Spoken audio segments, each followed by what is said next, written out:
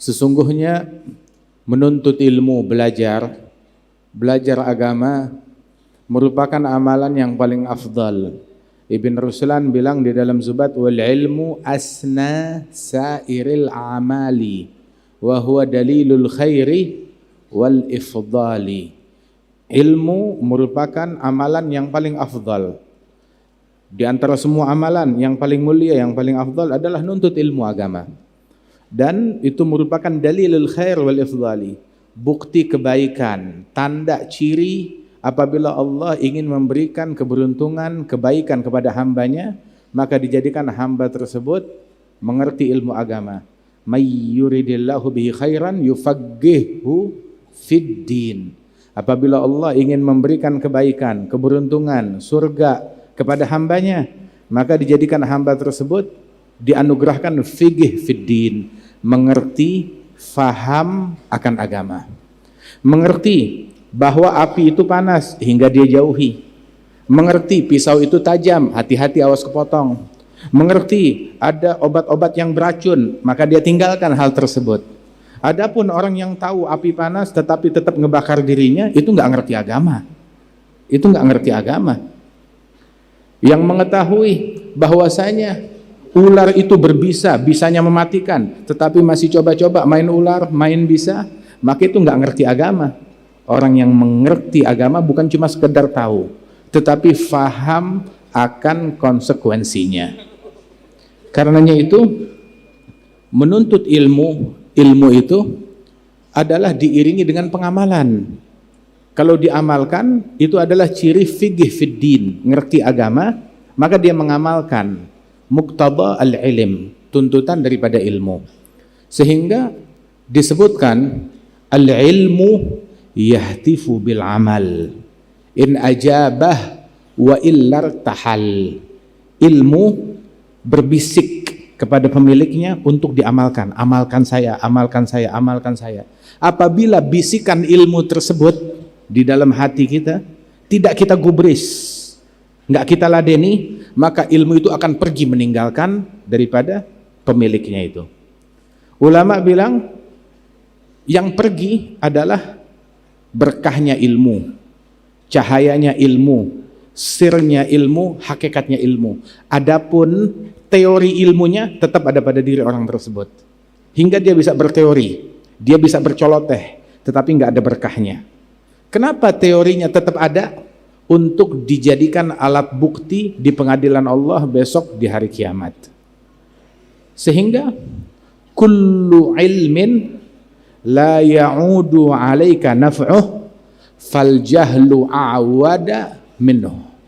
Setiap ilmu apabila tidak bermanfaat kepada pemiliknya, maka ya lebih manfaat kebodohan. Waliyadzubillah. Ilmu apabila tidak membuahkan manfaat kepada orangnya, maka ya lebih manfaat kebodohan. Kata ulama demikian. Walidzalik ilmu itu diamalkan. Disebutkan oleh al-Imam sahib hadza Sulamut Taufiq min Abdullah bin Hasan bin Tahir. Beliau bilang di dalam syairnya, al-ilmu bil a'mali yazku wa bil ahwali wa laysa bil agwali wa kathratil jidali. Al-ilmu khasyah kulluh yu'raf bidzaka ahluh in turid an tahya falzam bima fil ihya. Ilmu jami' nafi' wan nur fihi sati'. Ilmu adalah dengan pengamalan. Apabila diamalkan bertambah ilmu tersebut. Juga dengan sikap, dengan hal, dengan keadaan. Apa itu hal? Mencerminkan rasa takut kepada Allah. Pemilik ilmu itu nampak rasa takut pada dirinya. Mencerminkan hal malu kepada Allah. Mencerminkan hal wagar. Mencerminkan hal rahmat kepada sesama. Ini hal.